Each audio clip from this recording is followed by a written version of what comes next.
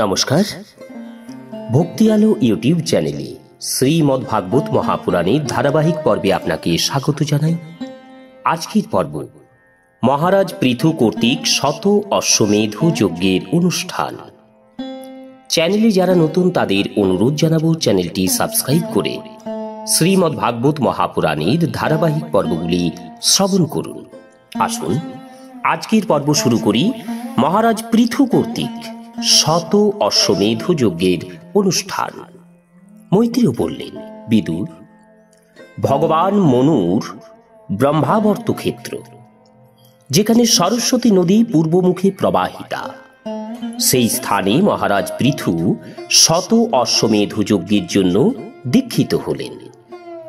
দেবরাজ ইন্দ্র এই যজ্ঞানুষ্ঠানের আয়োজন দেখে ভাবলেন, এইভাবে তো পৃথুর কর্মজনিত কৃতিত্ব, মহিমা বা পুণ্য আমার কর্মকেও অতিক্রম করে যাবে। সুতরাং পৃথুর এই যজ্ঞ মহোৎসব তার কাছে অসহনীয় হয়ে উঠল। মহারাজ পৃথুর যজ্ঞে সর্বাত্মা সর্বলোকগুরু জগদীশ্বর ভগবান শ্রীহরি যজ্ঞেশ্বর রূপে সাক্ষাৎ দর্শন দিয়েছিলেন। তার সঙ্গে ব্রহ্মা, শিব এবং নিজ নিজ অনুচর বৃন্দ সহ লোকপালগণ উপস্থিত হয়েছিলেন। গন্ধর্ব, মুনি এবং অপ্সরাগণ তখন ভগবানের স্তুতিগান করছিলেন।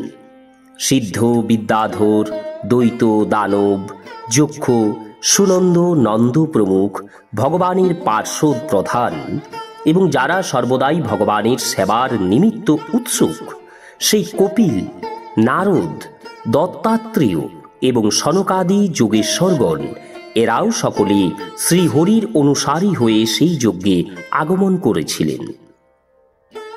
ভরতবংশীয় বিদুর সেই যজ্ঞে যজ্ঞধেনু, যে ধেনুর দুগ্ধ এবং তজ্জাত পদার্থ কেবলমাত্র যজ্ঞের প্রয়োজনেই ব্যবহৃত হতো, সেই ধর্মদুঘা রূপে উপস্থিত পৃথিবী কামধেনু রূপে যজমান মহারাজ পৃথুর প্রয়োজনীয় সমগ্র দ্রব্যই প্রদান করেছিলেন। নদী সকল ইক্ষু, দ্রাক্ষাদি সর্বপ্রকারের রস সেখানে বহন করে এনেছিল এবং অতি বৃহৎ মধুবর্ষী বৃক্ষসমূহ দুগ্ধ, দধি, অন্ন এবং ঘৃতাদি বিভিন্ন দ্রব্য প্রদান করেছিল। সমুদ্র বহু প্রকারের রত্ন এবং পর্বত সকল চর্ব, চস্য, লেহ্য পেয় এই চতুর্বিধ খাদ্যদ্রব্য দান করেছিল এবং লোকপালগণ সহ সকল লোক বিবিধ উপহারদ্রব্য তাকে সমর্পণ করেছিল। মহারাজ পৃথু কেবলমাত্র ভগবান শ্রী হরিকেই নিজের প্রভুরূপে স্বীকার করতেন। তার কৃপায় সেই যজ্ঞানুষ্ঠানে মহারাজ পৃথুর বিশেষ শ্রীবৃদ্ধি সাধিত হয়েছিল, কিন্তু দেবরাজ ইন্দ্র তা সহ্য করতে পারছিলেন না এবং তাই তিনি সেই যজ্ঞে বিঘ্ন ঘটাতে চেষ্টা করেছিলেন।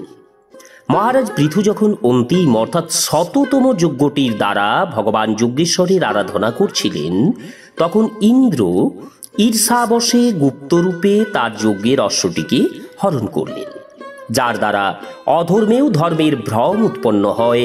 যার আশ্রয় নেওয়াতে পাপাত্মা ব্যক্তিও ধার্মিক বলে প্রতিপন্ন হয়ে থাকে, সেই পাষণ্ড বেশেই ইন্দ্র নিজে রক্ষা কবচ রূপে ধারণ করেছিলেন। সেই বেশে তিনি যখন সেই অশ্বটিকে নিয়ে দ্রুত বেগে আকাশপথে গমন করছিলেন, সেই সময় ভগবান অত্রিমুনি তাকে দেখতে পেলেন। অত্রি এই প্রতিবিধান করতে বলায় মহারাজ পৃথুর মহারথী পুত্র প্রচণ্ড ক্রুদ্ধ হয়ে থাম থাম বলতে বলতে ইন্দ্রকে হত্যা করার জন্য তার পশ্চাৎ ধাবন করলেন। ইন্দ্র মস্তকে জটাজুটো এবং শরীরে ভস্য ধারণ করেছিলেন। তার সেই বেশ দেখে পৃথুতনয় তাকে মূর্তিমান ধর্ম বলে ধারণা করলেন এবং তার প্রতি বাণ নিক্ষেপ করলেন না। তিনি ইন্দ্রকে আক্রমণ না করেই ফিরে আসছেন দেখে মহর্ষি অত্রি তাকে পুনরায় ইন্দ্রকে হত্যা করবার জন্য উৎসাহিত করলেন। বৎস, এই দেবতাধম ইন্দ্র তোমাদের যজ্ঞ নষ্ট করতে চাইছে, তুমি একে বধ করো। অত্রিমুনি তাকে এই কথা বললে পৃথুকুমার আকাশপথে দ্রুতবেগে পলায়মান ইন্দ্রের পশ্চাতে ক্রোধাক্রান্ত হৃদয়ে সীতাহরণকালে রাবণের প্রতি জটায়ুর মতো ধাবিত হলেন। স্বর্গাধীশ ইন্দ্র তাকে পশ্চাৎ পশ্চাৎ আসতে দেখে নিজের সেই বেশ এবং অশ্বকে পরিত্যাগ করে সেইখানেই অন্তর্ধান করলেন এবং সেই বীর রাজপুত্রও নিজেদের যজ্ঞাশ্ব নিয়ে পিতার যজ্ঞশালায় ফিরে এলেন। প্রভাবশালী বিদুর তার সেই অদ্ভুত পরাক্রম দর্শন করে মহর্ষিগণ তার নামকরণ করলেন বিজিতাশ্ব। এরপর যজ্ঞীয় পশুকে চষালযুক্ত যূপ কি না, পশু বন্ধনের কাঠস্তম্ভ যূপ এবং তার মস্তকে যোজিত বলয়াকৃতি কাষ্ঠখণ্ড হল চষাল। সেটিতে বন্ধন করা হলে পুনরায় ক্ষমতাশালী ইন্দ্র সেখানে ঘোর অন্ধকার সৃষ্টি করে তারই মধ্যে লুক্কায়িত হয়ে সেই অশ্বটিকে সোনার বন্ধন রজ্জু সমেত আবার অপহরণ করলেন। আকাশপথে দ্রুত পলায়নপর ইন্দ্রকে অত্রিমণি পুনরায় বিজিতাশ্বকে দেখিয়ে দিলেন, কিন্তু ইন্দ্র কপাল এবং খট্টাঙ্গ ধারণ করে আছেন দেখে বীর রাজপুত্র বিজিতাশ্ব তাকে বাধা দিলেন না। অত্রি তখন রাজকুমারকে পুনরায় উত্তেজিত করলেন এবং পৃথুতনয়ও তখন রোষ ভরে ইন্দ্রকে লক্ষ্য করে বাণ সন্ধান করলেন। তা দেখেই দেবরাজ সেই বেশ এবং অশ্বকে পরিত্যাগ করে সেখানেই অন্তর্হিত হয়ে গেলেন। বীর রাজপুত্র বিজিতাশ্ব তখন অশ্ব নিয়ে পিতার যজ্ঞশালায় আবার ফিরে এলেন। তখন থেকে ইন্দ্রের সেই নিন্দিত রূপ মন্দবুদ্ধি লোকেরা গ্রহণ করল। অশ্বহরণের ইচ্ছায় ইন্দ্র যে যে রূপ ধারণ করেছিলেন সেগুলি সবই পাপের খণ্ড।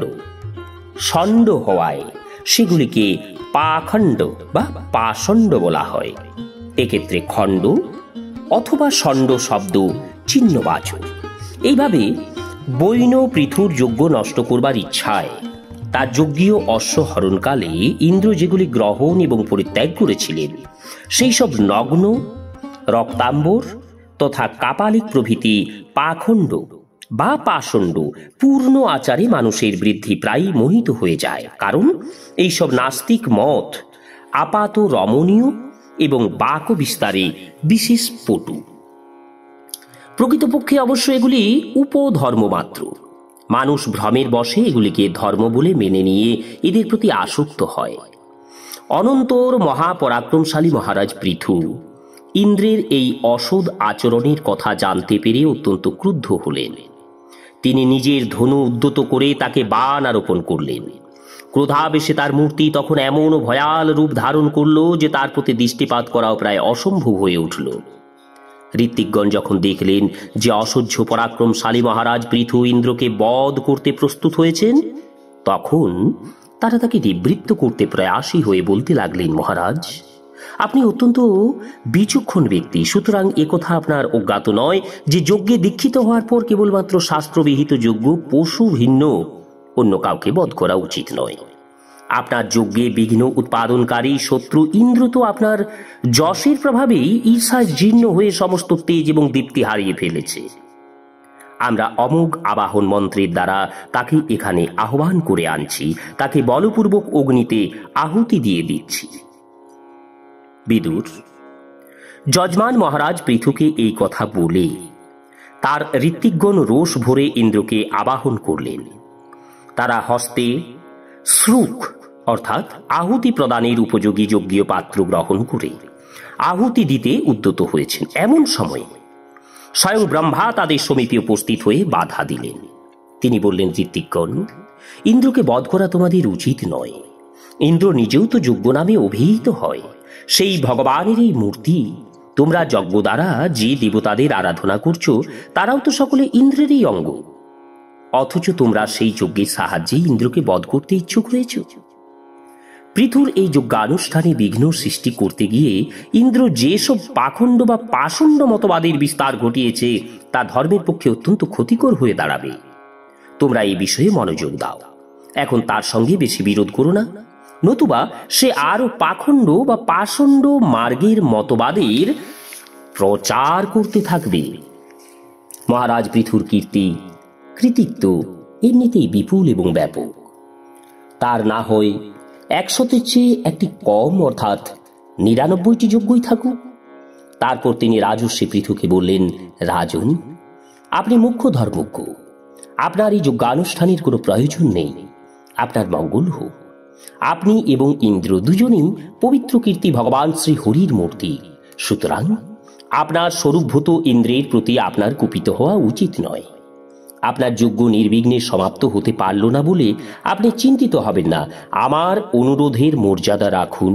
দেখুন, বিধাতা যাতে বাদ সাধেন বা বাধা দেন, সেই কাজ যে অহংকারের বশে নিজ বলে নিষ্পন্ন করার চিন্তা করতে থাকে, তার মন প্রথমত নিষ্ফল ক্রোধে নিতান্ত সন্তপ্ত হয়ে শেষ পর্যন্ত মহামোহময় অন্ধকারে নিমজ্জিত হয়।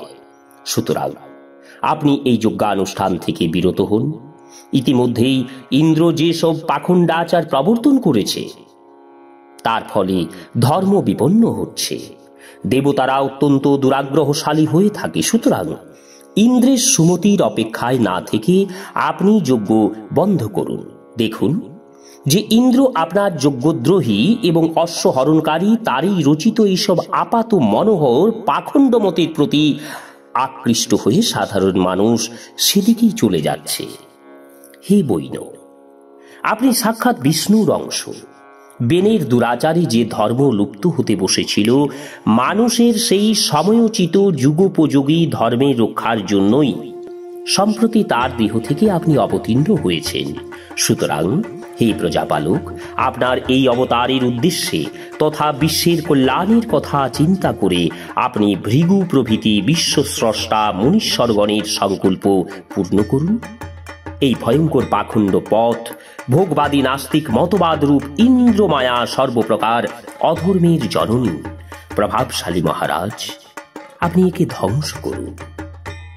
মৈত্রেয় বললেন, লোকগুরু ভগবান ব্রহ্মা এইভাবে অনুরোধ জানালে পরাক্রমশালী মহারাজ পৃথু যজ্ঞ সম্পর্কে আগ্রহ ত্যাগ করলেন এবং ইন্দ্রের সঙ্গেও প্রীতিপূর্বক সন্ধি স্থাপন করলেন। এরপর তিনি যজ্ঞান্ত অর্থাৎ অবভৃত স্নান সম্পন্ন করে নিবৃত্ত হলে তার যজ্ঞে তৃপ্ত দেবতারা সেই বহু কৃতিত্বশালী পৃথুকে অভীষ্ট বর প্রদান করলেন। বিদুর, আদিরাজ পৃথু আন্তরিক শ্রদ্ধার সঙ্গে ব্রাহ্মণদের দক্ষিণা দিলে সেই সম্মানিত বিপ্রগণ পরম সন্তুষ্ট চিত্তে তাকে অমোঘ আশীর্বাদ জ্ঞাপন করলেন। তারা বললেন, হে মহাবাহু, আপনার আহ্বানে যে পিতৃগণ, যে দেবতা, যে ঋষি, মানববৃন্দ এখানে সমাগত হয়েছিলেন, তাদের সকলকেই আপনি প্রভূত দান এবং দক্ষিণাদি এবং সম্মান প্রদর্শনের দ্বারা যথাযোগ্য সমাদর করেছেন। নমস্কার।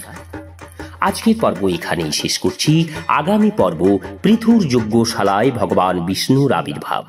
চ্যানেলে যারা নতুন তাদের অনুরোধ জানাবো, শ্রীমদ্ভাগবত মহাপুরাণের ধারাবাহিক পর্বগুলি শ্রবণের জন্য চ্যানেলের সাথে থাকুন। রাধে রাধে। হরে কৃষ্ণ।